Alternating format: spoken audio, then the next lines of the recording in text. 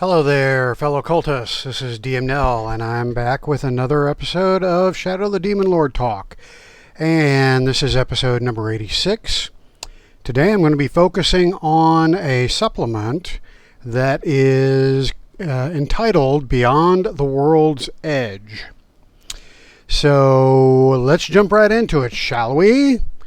The supplement is pictured here in a couple different places. And as you can see from the cover, great art, as always.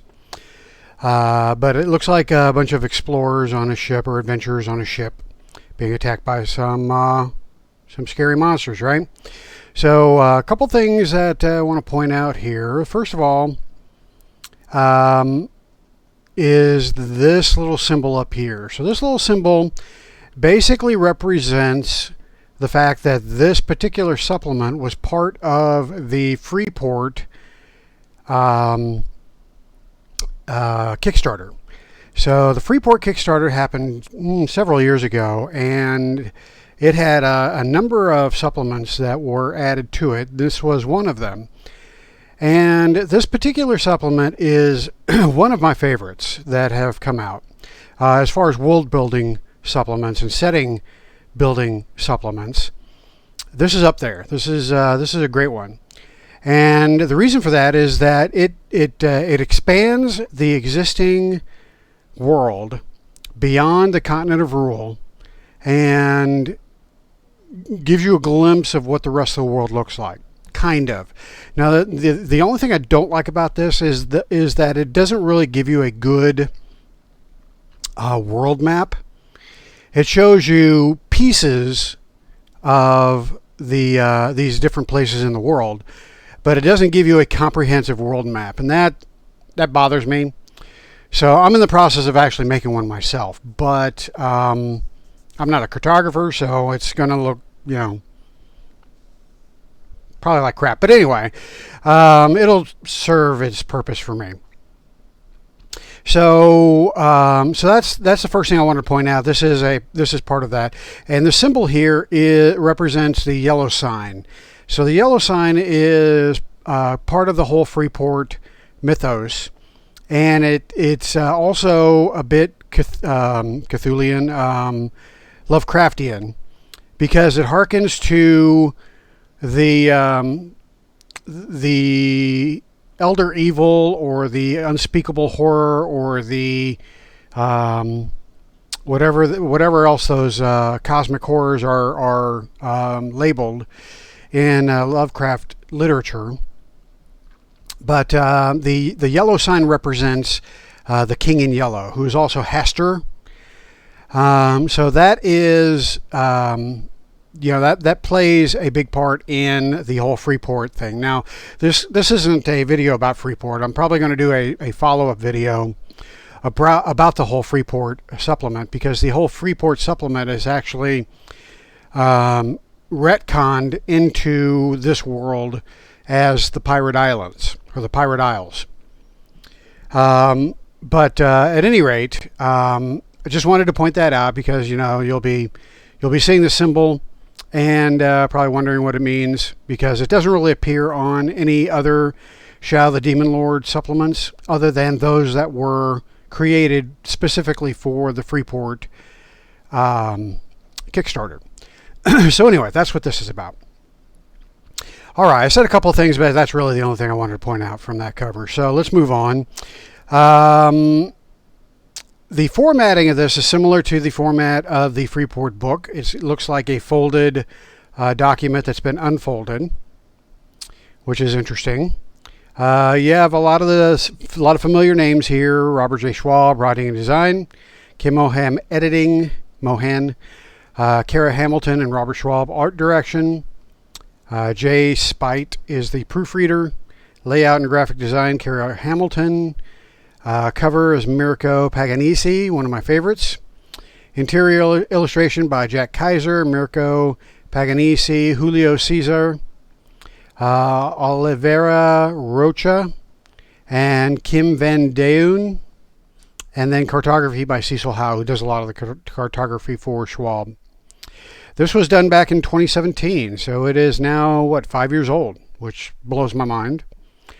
And it blows my mind because this is one of my favorite supplements and I've yet to use it. But I've been waiting for a particular point in my mega campaign in order to introduce it. I'll get to that later.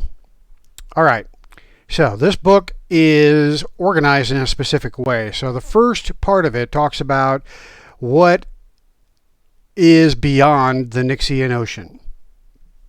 So let me put this in perspective.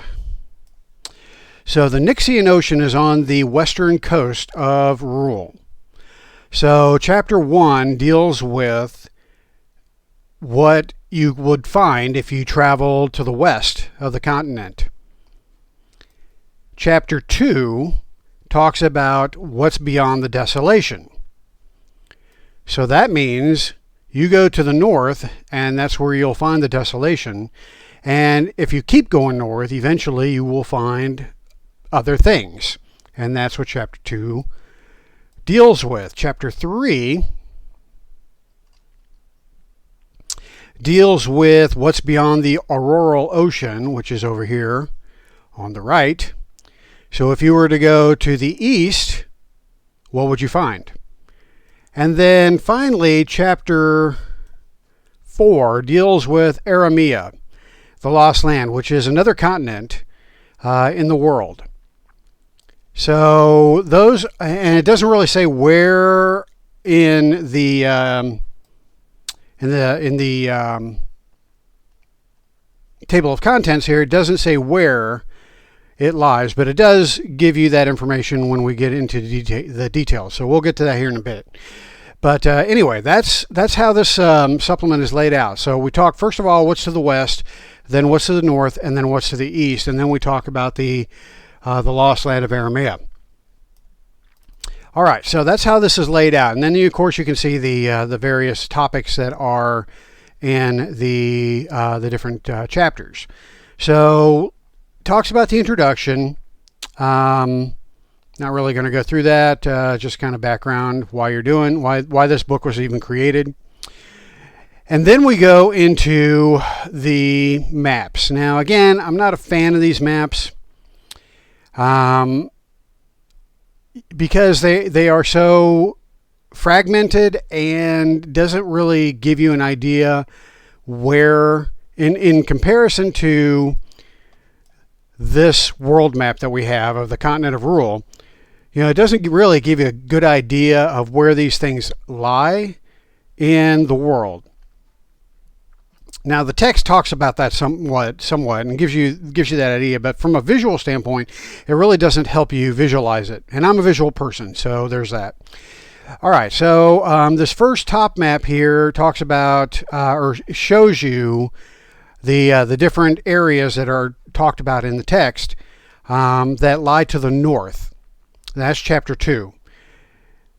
The map down here talks about the areas that are, or the things that are found to the west. And that's chapter 1. And then chapter 3 is to the east, and these are the things that you can find in chapter 3. So again, these are just little glimpses of different areas that you'll find traveling. In comparison to each other, I have no idea where they lie. I imagine it was done on purpose so that you can put them where you want them. But that's, again, that's just kind of a lot of more work that I have to do. And I got enough work to do as a DM, so I would have liked to have a map lay this all out for me, a world map, but oh well, that's just a little complaint. All right, so we go into chapter 1. It talks about beyond the Nixian Ocean. And first of all, the first thing is the Isle of Skulls. So if you go back up here and you look at the west map, you're wondering, well, where's the Isle of Skulls? Well, it's probably number 1 here. Let's take a look at number 1. Yes, number 1 is the Isle of Skulls. So that would be this island right here. Now, how big is the island? Is it a continent, or is it actually an island? Well, it's called an island, so I have to assume it's an island. It says it's 400 miles long by 200 miles wide, so it's a pretty big island.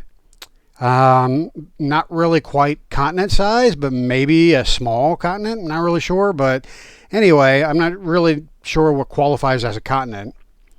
I'm not a geographer or cartographer or anything like that, so I'm not that smart. But at any rate, the Isle of Skulls is a large island found some 800 miles northwest of the Blotland. All right, so 800 miles northwest of the Blotland. So the Blotland is down here.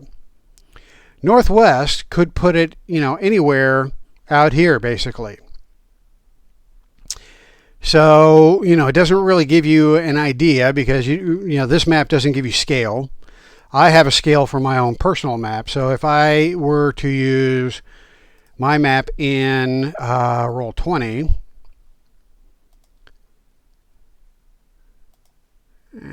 come on, map. Here we go. All right, so if I were to use my map in Roll20, and I were to say, what's 800 miles northwest of the Blotland? Well, say that only puts it like right there, because I have each hex as 100 miles, which I think is pretty generous, which puts it right outside the Ice Watch Islands, which, should be actually on the map, right? So I really don't dig that placement of the Isle of Skulls as being 800 miles northwest of the Blotland. I would actually put it a couple thousand miles, 1,500 miles, something significantly further off this map than where this description is placing it. But that's just me. Your mileage may vary. All right, so that's where it says it's at. All right, it has a hilly landscape blanketed by pine forests and thick mists that never quite burn off even on the hottest days. Getting to the island aboard a ship is no easy feat. Dark swirling waters near the shore hide jagged rocks, so it's hard to get to. There are mammoths, lots of different wildlife that's indicated here. And then there is a race of people called the Rake Shames. And the Rake Shames are listed over here, their stat block. It calls them human, but when you see the picture, it looks like they're kind of primitive. They're still pretty hairy. So, they look more like Bigfoot than they do, actual people, human people. But at any rate, they are classified as human. So there's that. Difficulty 5, and they are primitive. They use spears and bows, and they're violent people. Hostile and hungry is how they are described. So this is an island of primitives, and talks a little bit more about the Rake Shames here. Thousands of years of inbreeding reduce them to something less than human. Their broad noses with flaring nostrils lie flat against their faces. Chisel like teeth fill their wide mouths. They forego clothing. It gives a fairly good description of what these guys look like. They are in warring tribes. And it talks a little bit about their religion. Profane gods. Rake Shames worship two gods, Gorbalad and Mashra, and they believe that all life sprang from the union of these entities. Gorbalad is depicted as a monstrous bipedal mammoth sporting an engorged phallus, of course, and wearing a necklace of skulls. Mashra is represented by no image or idol. Rather, the Rake Shames consider her to be the world mother, believing that they live upon her body. All right, so it talks about, how they venerate those. So that is the Isle of Skulls. It really doesn't give you a whole lot here. I guess you could pretty much use the Isle of Skulls however you want. I kind of envision this as kind of like a Kong Island. So maybe you would want to put a giant King Kong on here, or Monster Isle. It could be like from the Godzilla movies. But then again, these guys would probably worship those monsters rather than, a mammoth with an engorged phallus. Maybe the giant monster that lives here is a giant mammoth. I don't know. Anyway, you can make what you want of it. This one is not too exciting, but that's the Isle of Skulls. And there's a bunch of little islands around it too. So, you could also make up what you want from those islands. All right, the second thing here is the Seething Islands. Now, the Seething Islands rise from the western waters of the Nyxian Ocean about 600 miles due west from the Fire Peaks. All right, so let's look at the map again. The Fire Peaks are way up here, and so you have to go 600 miles due west. So straight off the map to the west, 600 miles. So this one could conceivably be, not too far from the continent. But again, we got an entire globe. Stick this sucker, halfway around the world. Make this world big. We need a big world. So I would actually put it further than 600 miles due west, but that's just me again. And so the Seething Islands, let's go back up to the maps up here.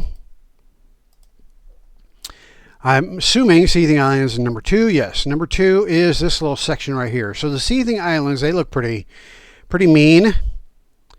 So let's see what they are all about. The Seething Islands rise from the western waters of the Nyxian Ocean about 600 miles. They comprise a dozen islands, each no more than a few miles in diameter. So this is not a big place.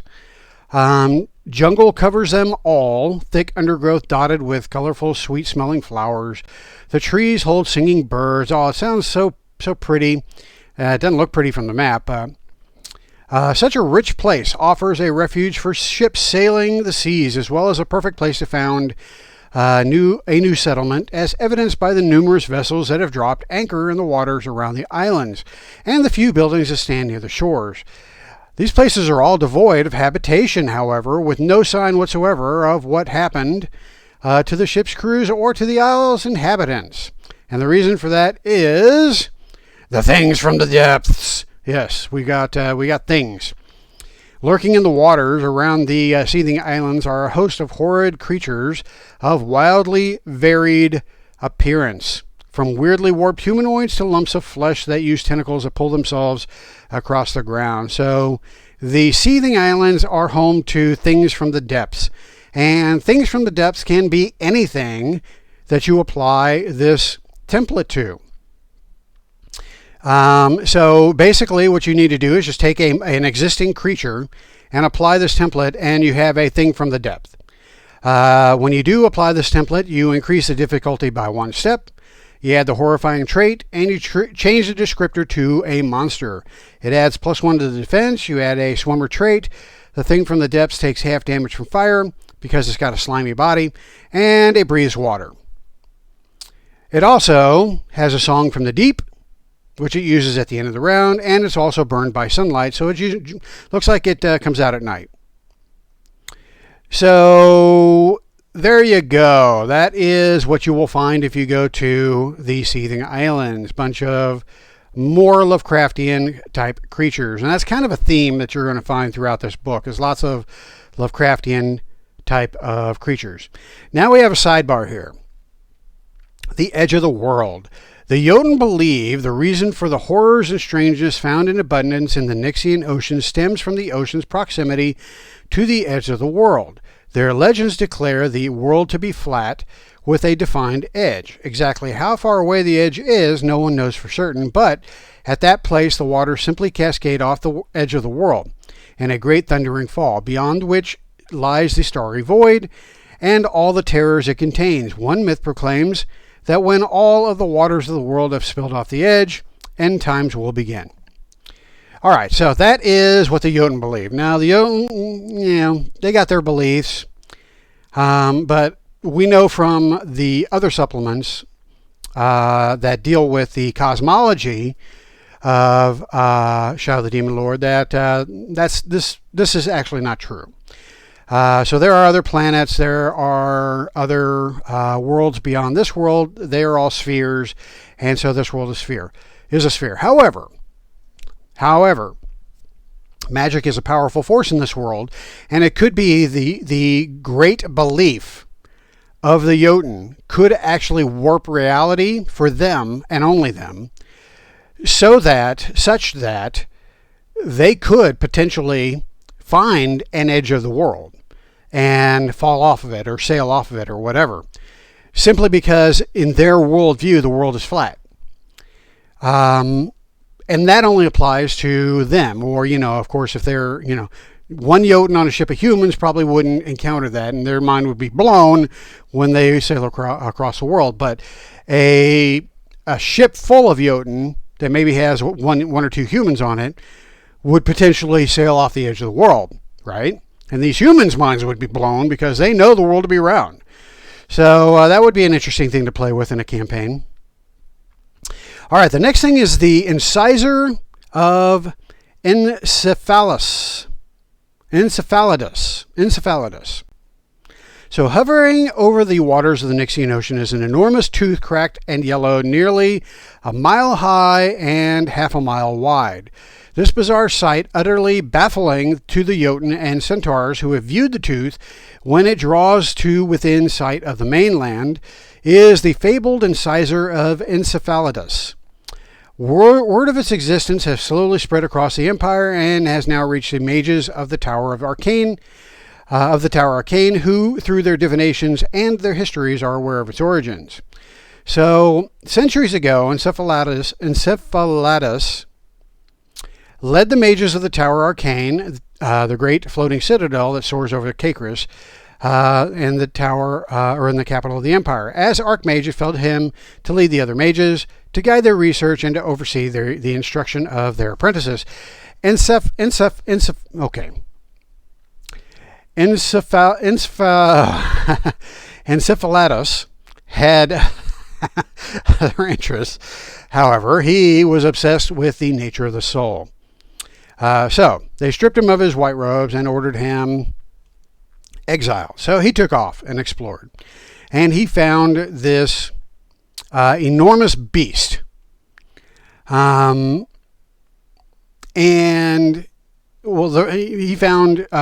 the remains. Well, he found this incisor, okay, which was all that remains from some titanic beast. It's been a while since I read this. So he quickly discovered inside the tooth were numerous passages and chambers with the bones and detritus of its previous inhabitants scattered throughout them. In his unhinged mind, Encephalitis believed the tooth could be transformed into a new Tower Arcane, and so he used his magic to bring the tooth with him back to Earth, somewhere far to the west of Rule. So he actually went to the void to find this thing. Upon his return to the world, he imbued the tooth with magic so it would float in the same manner as his lost home and the Tower Arcane. He made plans to fly the tooth all over the place because, what else would you do with it? What the Mad Mage didn't realize was that hundreds of monsters infested the deep tunnels. After lying dormant for centuries, they were awakened, and you can imagine what happened after that. So there you have a giant floating tooth just kind of floating around the world. And it's got a picture of the tooth right there. So that's a weird thing that you will find if you travel to the west.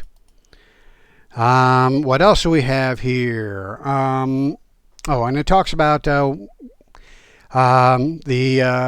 Kabalans, or Gabalans. Gabalans come from a world the demon lord devoured eons ago. They survived the cataclysm by clinging to the corpse of an enormous beast, and they are evidently in the tooth. So this is what you'll find inside the tooth. Don't really have a picture of them. They scuttle about on 6 legs, which end in 4-fingered hands that let them move as easily across walls and ceilings as they do on the floor. Their ovoid heads perch atop long wattled necks feature 9 toothy maws, wow, that snap and slaver. I'm going to have to draw that. Anyway, that's what you get in the tooth. Then you have the Vault of the Mad God. So the Vault of the Mad God is probably this thing. Looks like it's the last thing we're going to find to the west. The Mad God City. This is actually the Mad God City. So let's see what that's all about. Wreckage of a ruined continent climbs above the waves some 3,000 miles west of the Endless Steppe. Okay, now we're talking 3,000 miles. That's a good distance. So you're going to have to travel a ways before you get to the Vault of the Mad God.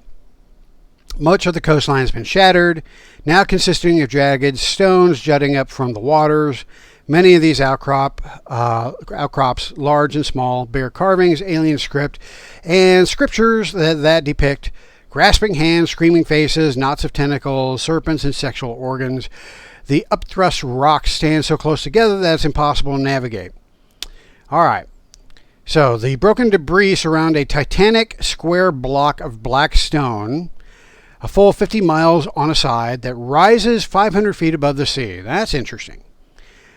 Which is why I guess this sucker is square. Like so.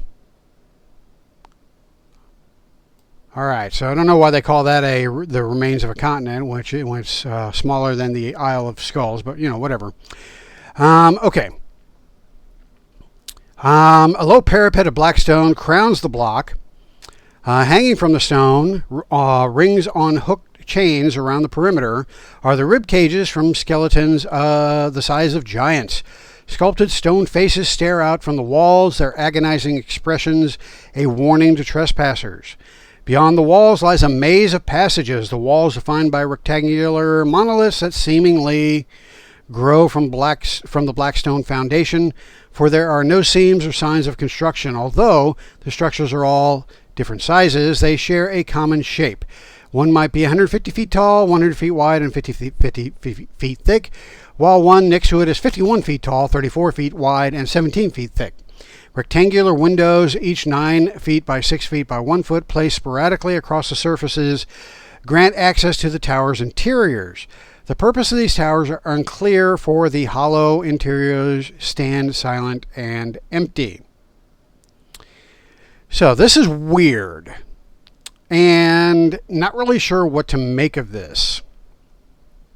Obviously, it's a very weird place. Could be something that you might find similar to what was described in the Mountains of Madness, another Lovecraftian place, actually written by Lovecraft. The Mountains of Madness talk about a weird city in Antarctica that's found, and these are giant-sized cities, but the cities are empty. But they have, lots of different sculptures and stuff like that. So anyway, this kind of is reminiscent of that.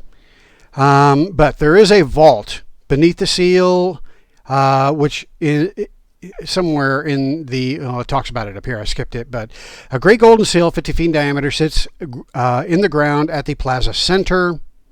The seal consists of a ring of sinister glyphs displaying depraved acts such as human sacrifice, blah, blah, blah. In a vault beneath the seal is imprisoned the Mad God, a demon prince of hideous aspect that once terrorized the world in a time long forgotten. So if you're wanting a demon prince, here's a great way to bring one into the world. Because it's already there, it's trapped, and all it needs is somebody to unlock the great golden seal. The Mad God wants to be free and is constantly straining against his prison, pervading the surrounding area with mental impulses. Any creature that sleeps for more than an hour anywhere in the plaza has a dream in which it witnesses the ritual torture and sacrifice of 101 virgins, their bodies piled in a heap upon the seal. When the final victim is sacrificed, the seal melts away and releases a being of blinding beauty and staggering power. Upon waking, the creature must get a success on a will challenge roll with 3 banes or gain 2d6 insanity. If this insanity gain causes the creature to go mad, it is obsessed with releasing the Mad God. So there you go. So if you want a demon prince, go to the Hunger in the Void and make one up. All right, Nephilim. So, if you know historic or biblical history, the Nephilim are a race of giants that were spawned when angels came down and slept with human. And so what was birthed out of that is the Nephilim, a race of giants. Now, I'm not sure what this Nephilim is. It looks like it is a giant, but these are not giant humanoids. These are giant, 30-foot tall, ghostly blobs of quivering flesh, dotted with swiveling eyes and saggy maws. We got a picture of it right here, so that's awesome. May have to do a Nephilim token for my Roll20 as well. So you got Nephilim stats, difficulty 500. That's respectable. And that finishes out. The west. So then we move on to the north, beyond the desolation. So the desolation, and just kind of reminder of what that looks like, that would be this section right here. So it looks like we have 1, 2, 3, 4, 5 different sections of areas described in the north. So what will we find in the north? Let's get back down to it. So beyond the desolation. So if you go north, you find that the desolation, the continent, starts to break up into a bunch of islands. And it talks about that some of that has been explored through airships. There's lots of monsters up there. You find drakes and dread mothers. Much of what is known about the world north of the waste comes from explorers who sail the waters around the northern reach. Although such a route is far safer than attempting a crossing of the waste, the desolation's deadly nature reaches across and through the waters. Corpses float in the water and sometimes crawl up the side of the ships to attack sailors. So lots of undead in the water surrounding the desolation. The drowned, the rotting undead remains of sailors and others who have lost their lives at sea are collectively referred to as drowned ones. These horrors are common near the shores of the desolation. Their bloated bodies found floating on the water surface to be carried wherever the waves take them. So you have the drowned listed here. Then you have a devourer. Rotting meat in the waters around the wasteland attracts sharks, but a steady diet of corrupted flesh triggers a transformation in these creatures, turning them into undead. So, you know, if sharks weren't bad enough, now you have undead sharks, and we call them devourers. So that's awesome. Then you find some 1,500 miles north of the northern reach, you're going to find that the continent breaks up into the shattered lands. And that's what you see in the map right here. These are the shattered lands, and you know the continent basically just breaks up into a bunch of islands at that point.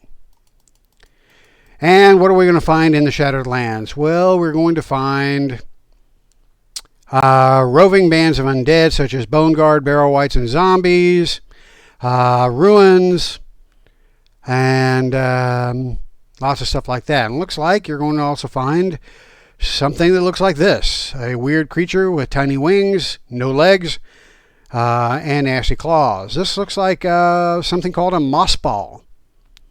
And a moss ball appears almost human, with loose wrinkled skin hanging from its bones and an ugly mouthless face dominated by a flaccid proboscis that ends in a hollow keratin sheathed spike. A lot of big words there, Schwab. My brain's hurting.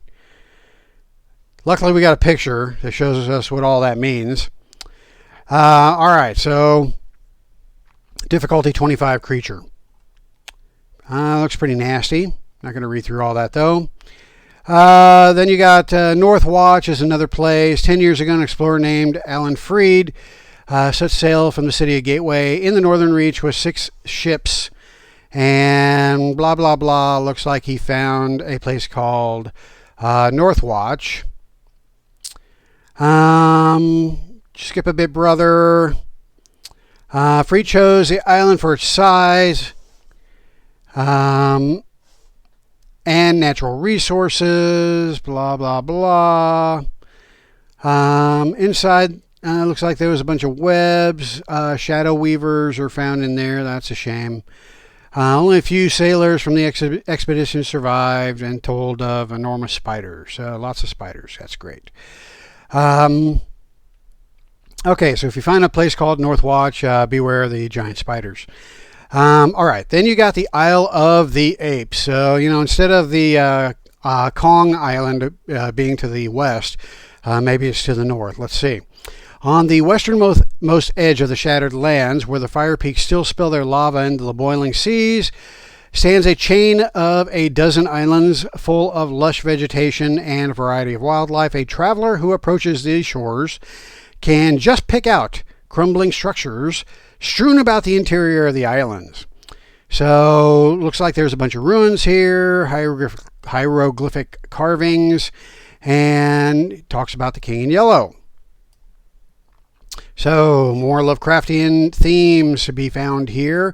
Looks like you've got a race of creatures called the Bestia. They are a race of aggressive and intelligent apes. That's what you're going to find there. Here's the Bestia.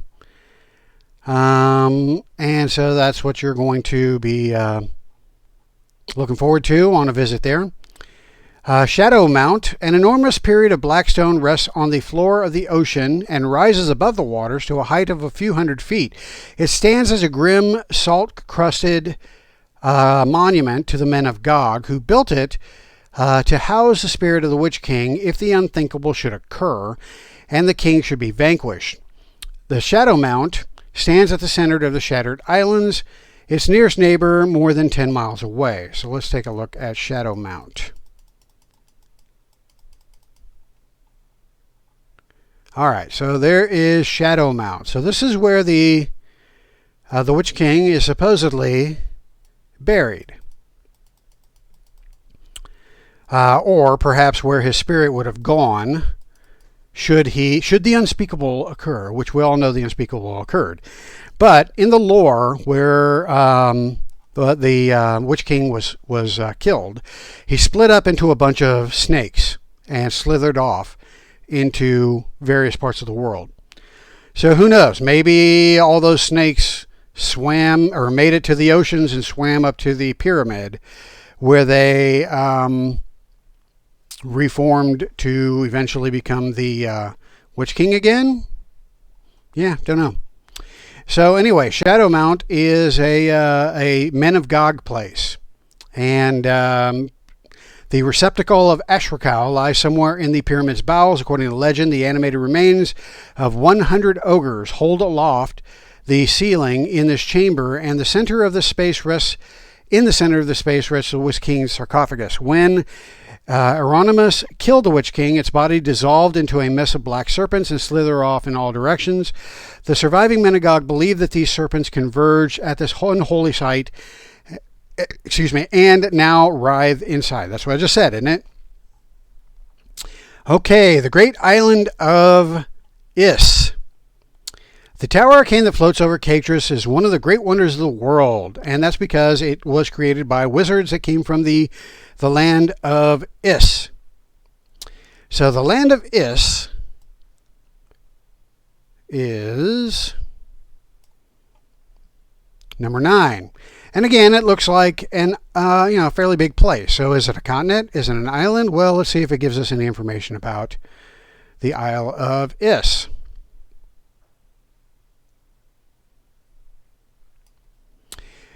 Okay, so the Isle of Is. Many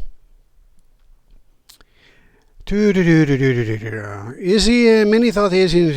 Okay, it just talks about the legends. The ordinary people. Okay, here we go. So it talks about the ordinary people who lived on Is, a population numbering less than 30,000, lived in small hive-like structures around the tower's bases. So there were people there. There were the magicians of Is came from there, and they are now the magicians of the Tower of Arcane. There are all kinds of animals and stuff, but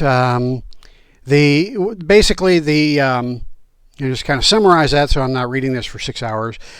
Basically, what happened was the wizards, or one of the wizards, or several of the wizards, had a vision of a doom that was coming to destroy the world, and so they tried to escape the world through some interdimensional magic. But the problem is that they inadvertently brought a piece of a hostile dimension here to their island. And that caused a bunch of the animals and creatures to warp into Isian horrors. And again, this is a template that you can add to existing monsters to make him even more monstrous. So they're called the Mists of Madness that now surrounds this island. So the wizard said, shit, we better get the fuck out of here. And so they left all the people to the mists and the monsters, and that's when they came to Caicrus, they came to Caicrus, but they came to rule, and eventually made their way to Caicrus and created their floating world, their floating temple, where they are still trying to find a way to get the heck out of Dodge. All right, so that describes all the areas to the north. Then we have the areas to the east, which in Chapter 3, the beyond the auroral ocean. And so, there's lots of words here. I'm not going to go through all that. You got the Iron Islands, which is about 300 miles east of the Pirate Islands. Sounds like a place where dwarves would like. So there's that. You got Paradise, the Isle of New Hope. So this is where a bunch of people that were made sick by the what was it? The pox, the shuddering pox. Well, maybe if I read this, I won't be trying to remember something I read like 5 years ago. Okay, so fearing the epidemic would spread elsewhere, the matriarch quietly had survivors removed from their communities and transported to an island 750 miles east of the Crescent Bay that she had dubbed New Hope. The refugees did their best to survive, fashioning shelters, foraging for food, blah, blah, blah, but they were basically abandoned. But they didn't die. Disease ravaged the colony. The people went mad from the horror of the experience. They began to worship the wreckage of their flesh and a being called the Shuddering One. Their faith in this entity, which some believe to be an aspect of the Demon Lord, enabled them to cope with the excruciating agony of their affliction. As these deformed individuals descended into madness, they now abandoned their original shelters to live in caves. Now the wooden buildings stand rotted and sagging, their roofs pocked with holes. Because the colony of New Hope was established in secrecy, some pirates and merchant ships have approached the land unaware of what they're going to encounter. What they're going to encounter are the unclean. These are diseased humans that look really pretty bad. All right, then you have Freebooters Cove. Freebooters Cove is on an uninhabited island 560 miles southeast of the Pirate Islands. Using the wreckage of ships dragged from the nearby waters, a pirate created a place called Freebooters Cove and put out the word that all pirates and buccaneers are welcome. Grub Thumb has a problem, however. The island is inhabited by more than the animals living in the jungles. The entire place is alive. Oh, that's great. The orc made this discovery when he descended into the cave and found the rocky interior of the walls gave way to flesh on the inside. And then he poked the substance with his blade to confirm his suspicions. The whole island shook for a moment. So you have a living island. That's awesome. All right, another place you'll find to the east is the Forever Storm. So this is where the collisions actually came from. It's a dimensional storm, and if you sail into it, you leave the world. If you sail out of it, you come from a different world, and that's what happened with the Collision fleet. They thought they were sailing to another part of their own world, but they actually sailed into this world. The Isle of Song you're going to find has a bunch of sirens, and that's always a pleasant thing for sailors. You also have sea giants that you're going to find out there.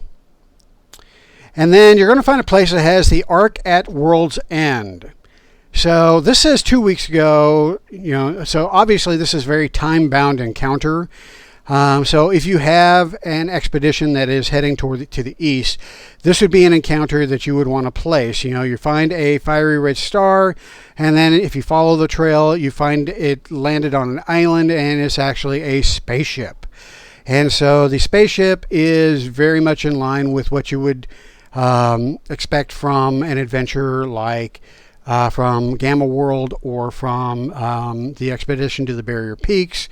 But since this is a recent crash, you're going to find things still very active within the spaceship. So if you're looking for something a little bit different, this is a very cool potential adventure that you could craft. Of course, it only gives you ideas, doesn't really give you a map of the spaceship, doesn't give you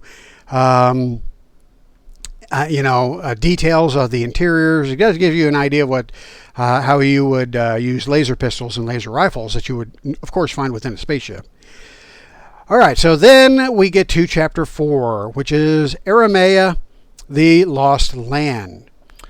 So Aramea is where the god queen Umessa came with the armies of the Adine to conquer Rule. They came from the continent of Aramea. Well, why'd they leave the continent? Well, because the continent went to shit, basically, and they got the hell out of Dodge and went and conquered a different continent. That's the bottom line. Now, why it went to hell is kind of talked about here. I don't think it goes into a whole lot of detail, but something happened to cause it to be full of monsters. And so nobody wants to live in a continent full of monsters, right? So they left. Now, this does have a nice map of the continent. A bit small for my liking. But it's got an entire mountain range. It's got various places listed. And, it's only 500 miles for that little piece right there. So I guess it's not that small. It can be it's a fairly good sized continent, I suppose. It's not Eurasia by any means. It's not North America or South America, but it is what it is. All right, so then this section goes into describing the various places that you're going to find on this kind of continent of Aramea. And, various monsters that you're going to find: Scissorin, City of Bones, that sounds pleasant, Mountains of Fear and Flame. You're going to find monsters called Chthonics, which are size 4 or 5 horrifying monsters. Not a picture of a chthonic, though, so I might again have to make a token out of that. Talks about the Mountain of the Necromancer, and there's actually an adventure that's set in, or that was created for the Kickstarter for the Freeport campaign, and that's called Tales of it's called Queen of Gold. And the antagonist is the necromancer of the Mountain of the Necromancer. His name is Rudibendius Mal. And he basically has a stronghold here. And, lots of undead. He's got an army of undead, basically, and which plays a part in the Tales of the Queen of Gold adventure. A bunch of other things you're going to find here. Creatures called Vremen, Kryn, Salt Blight is a place, Zid is a sinking city. You're going to find Gug. Gugs are giants with the vertical mouths. Pretty horrifying. And that's it. That's all you get. Not a whole lot, just an entire other world to explore. So this is a fantastic supplement because it gives you so many ideas of taking your campaign out of Rule and exploring the rest of the world. So I kind of have a desire. Here's why I haven't used this supplement yet. I want to do a campaign that is strictly an expedition campaign. And what I have in mind for this is that the world has gotten so bad on rule, it's decayed so badly that people are starting to look for other places to live. And so they hire these explorers to go out and explore. Some of these explorers are on ocean-going vessels. Some of them are on airships. And so I have an idea of focusing a campaign on one of these airships that go out into the world and explore. And they find, some of these various places. Actually, this could be multiple campaigns.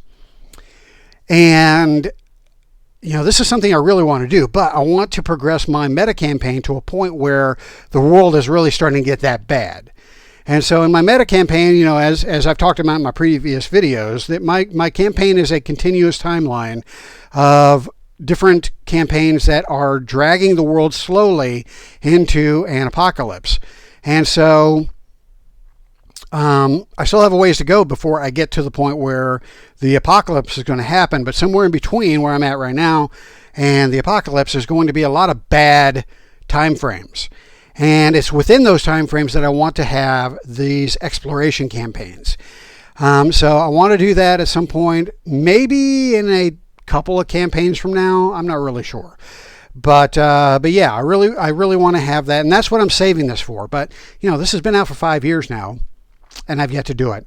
And that's because it's taken me so damn long to get through campaigns. I should probably just do it and get it over with my next campaign. But, it kind of ruins my plans a bit. Of course, I could do a time jump. That's a thought. Maybe not. I don't know. But anyway, that's what I want to do with this supplement. But this is, a great supplement for you to do whatever you want to with it. So if you want people out exploring right now, there's lots of stuff to go out there and explore. You don't have to wait until your world's starting to go to hell. There's plenty of people out there looking for riches out there. And this supplement actually talks about a lot of explorers that have already found things out there. And what I also like about this is that it doesn't say that this is all that's out there. There could be an entirely different continent besides Aramea that is on the opposite end of the world that has yet to be discovered. And if you really want to be creative, you could find your own continent over there. Or you could find that the other side of the world doesn't exist. It's totally destroyed because the Demon Lord has started to devour it. Again, there's all kinds of things that could be done, but this book gives you a lot of great ideas on what to do. All right, so that's it. Starting to lose my voice. Video has been going a little bit longer than I wanted it to go, but that's okay. I haven't done a long video in a while, so sit back and enjoy this one with a nice brewski, and try not to fall asleep. Probably should have said that up front. Anyway, thanks again for watching. Please subscribe if you're not already subscribed to me. Share my videos. Try to share the game. Again, Schwalb is working on a new game. He still puts out stuff for this game, but clearly this game is starting to show its age, and so I'd like to keep it going as long as possible because this is a great game system. And it's kind of once again, it's kind of hidden. You don't really hear people talking about it. Every once in a while, you'll get a video that talks about alternatives to D&D. They talk about Pathfinder. They talk about all these other games, and they might give a passing mention to Shadow the Demon Lord. This game deserves so much better because it's really, in my opinion, a superior system, game system to a lot of what's out there. So that's why I do what I do. So help me out, help a brother out, get the word out. If you got some people that are wanting to start RPGing, start them off with Shadow the Demon Lord, especially, if they're, not squeamish. They don't want safe spaces, and, they don't mind being offended because this game excels at all those things. All right, so I'm going to shut up now before I offend people. Thanks again for watching, and I will catch you all next time. How the hell do I turn this damn thing off?